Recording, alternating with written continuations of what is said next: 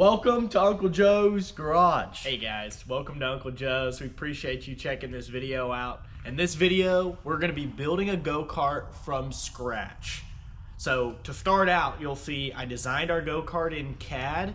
Then we bought a 3D printer, printed out our little model so we could make sure we're happy with the design. Then we bought all the materials, we pieced it together, and we just about have a rolling frame at this point. We're excited. Come on the journey with us. Man, we got a package.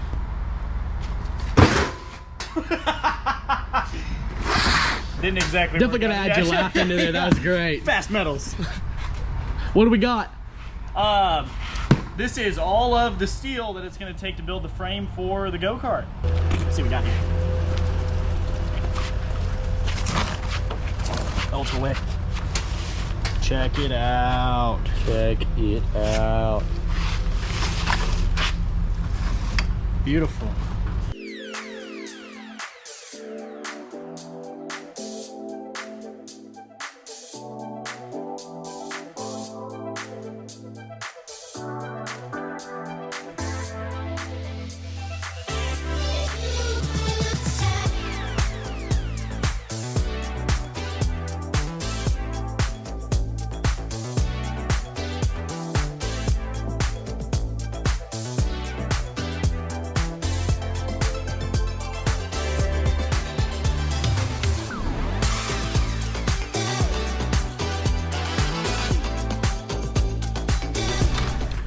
So this is an entire model of our go-kart.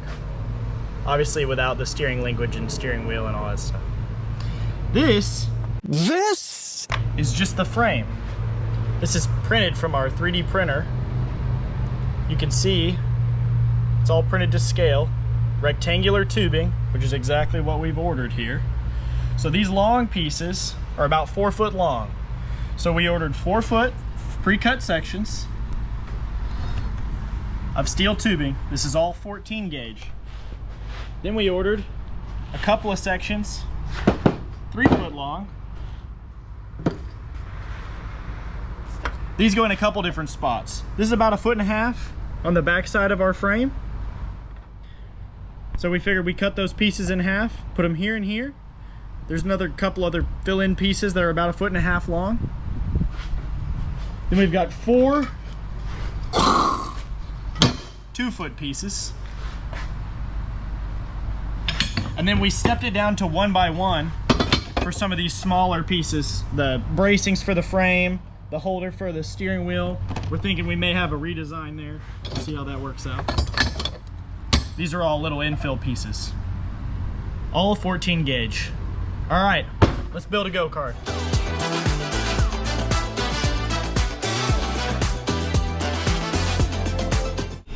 One little tip, trick, whenever you're using a miter saw, always close your eyes.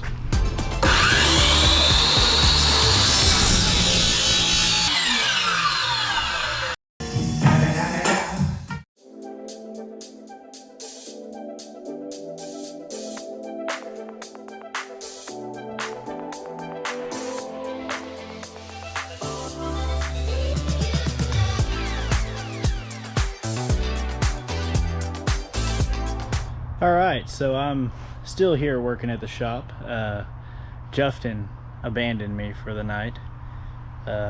His wife, well, she's in charge. So here's the deal. I got our mitered corners cut. I grinded off the coating on this steel down to pure steel, and we're ready to go. So late last night I finished tacking up the frame, and I'm walking back there right now so we can go take a look at it. And this morning I'm gonna work on building some brackets for the front wheels, tires, axle, spindle. So let's check it out.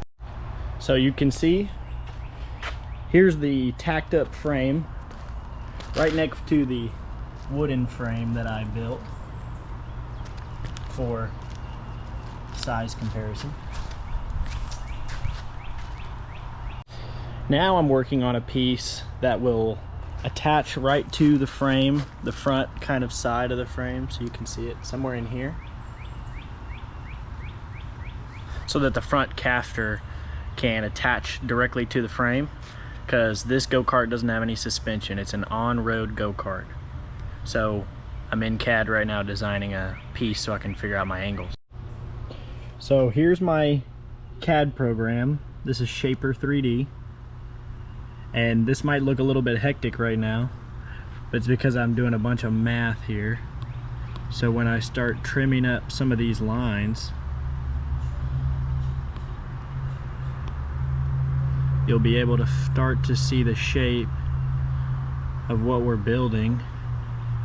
And then here in just a sec, we make it 3D. This is the idea of what we're trying to build here. The frame would run kind of right along here, and then the caster will attach right here. Front wheels will go here. Little progress update. I forgot to show you guys me actually bending it, but it's pretty simple deal. Once you make those cuts, man, bend it right up. I'm gonna make this last cut here, and then I'm gonna cut the end piece off, and then we'll be ready to tack it all in place and tack it to the frame. So here's our little piece. It's already bent a little bit. I'm gonna go ahead and pull it together, and then I'll show you an update. So my pieces did not, my angles did not work out at all as I expected. So kind of back to the drawing board. So ultimately I decided to just really simplify this piece down, and essentially it just acts as a spacer, because if the caster gets bolted directly to the frame, whenever your tires turn they hit the frame, and you don't really need a whole lot of space. You need just enough that holds your tire far enough off the frame where you can actually get some turn radius out of it. I wasn't looking at the screen, so hopefully you guys caught all that. So now I'm just gonna tack a couple of these pieces up so this piece stays rigid and doesn't move, and then we'll get ready to tack it onto our frame.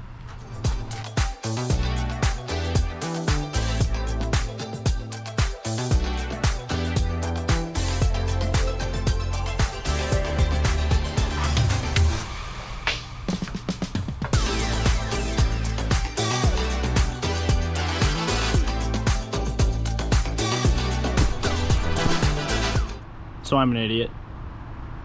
I got distracted, and I welded the wrong side first.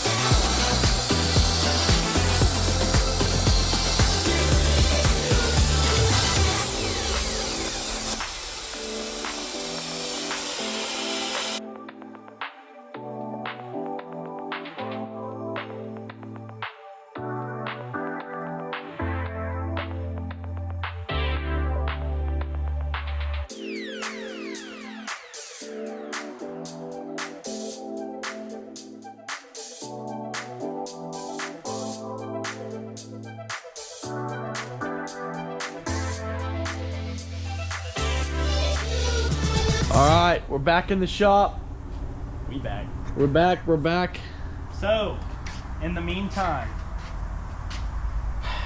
we created our frame. From there, we threw in a floor pan. We kind of fabbed up these front knuckles for all of our front spindles to attach to.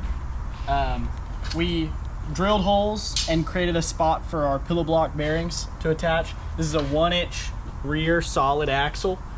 So the brake and the drive sprocket will both be on this solid rear axle.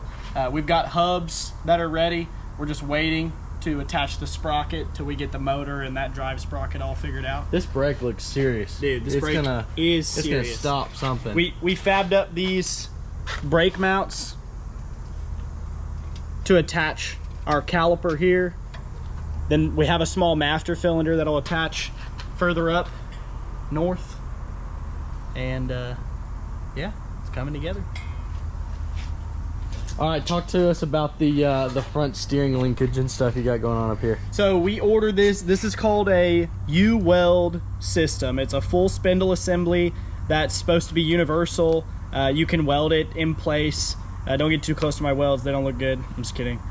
Yeah, you can weld it in place basically wherever you need to in order to make all of your linkage figured out or work out. So we have our steering linkage here. And we already kind of did a trial test. It's just hot right now. But basically this, it didn't come with any mounting brackets, and it wouldn't matter if it did because they most likely wouldn't work. So we kind of fabbed up our own little mounting bracket. Basically this sits in here, and then these U-bolts go right around our little black housing and right into those holes. And then on the bottom side of those holes, we have some nuts, and then we'll get some lock washers as well. Make sure that that's pulled down snug, kind of like that. And then obviously the steering linkage will tie in to both sides, and she'll be turning. Come here and show us what you're doing on the floor pans, because this is really sick. Got your initials there, or maybe they're not. Maybe it's something else. Don't know what that is. Yeah, this is my initials. I thought it would be cool to kind of cut this in. When people are back here working on the brakes or looking from the motor down, they might just barely catch a glimpse of it. Or whenever I roll this thing into a ditch, you'll be able to find out who made this, so you know who to sue. Hopefully not. No cease and desist letters here. And then this is the front floor pan? Kind of the middle floor pan. Oh, okay. Yeah, it'll be like right in front of the seat. So we'll have our brake pedal kind of right up here where my hand's at in front of it, and the gas pedal off to the side. And you've got drift and no drift. Drift? What do you mean drift? I love it. Well, this is all looking really I tell you what, sick. We could not do it without this fixture table. Having a fixture table like this with holes on 2-inch centers and clamps that you can clamp it down from anywhere, it's helped so much keeping our frame square, holding things down while you're fabricating. It's really been awesome. And we are not sponsored by them, but Noble, if you want to get them to give us a shout out. If Langmeyer Systems feels like sponsoring this video, then we'll do a full video about this table and how awesome it is. But in the meantime, Langmeyer Systems, not giving you a shout out. This is me not giving you a shout out. No shout out for you. So next, I really need to flip this whole thing over. That way I can put our next floor pan in, which has already been cut out by our handy dandy CNC machine. Not another shout out to Langmeyer Systems. And then I'll put our bracing in, kind of right in this area. And then our steering kind of rack, I guess you could call it, where our steering linkage is all gonna line up to and my steering wheel will sit, is gonna be up in this area. But I kind of need a place to go so I know what to measure to. So that's our next step. So once you flip it over, what are you gonna be doing immediately? First things I'm gonna do, I'm gonna set this plate on the bottom side of it, and then I'll stitch weld that plate in place all the way around the outside, and then I'll go ahead and hit all these welds that I need to hit from the bottom, just to make sure that these other pieces that I've put in place are completely solid. And then I'll be able to flip it back over and start working on our steering rack and kind of the assembly in that area.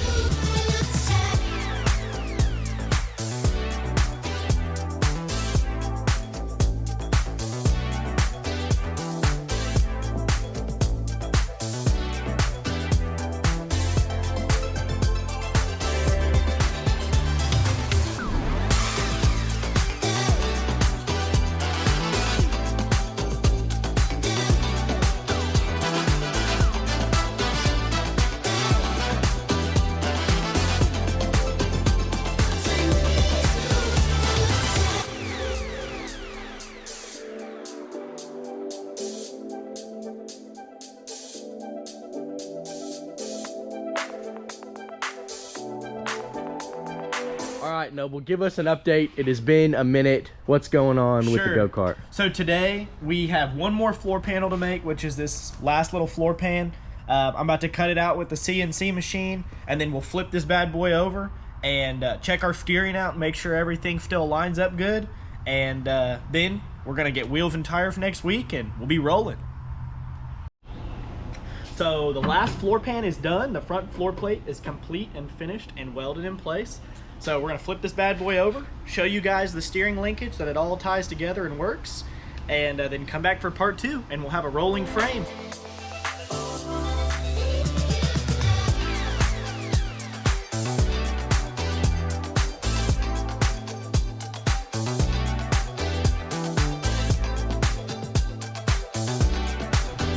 We're back. So we back.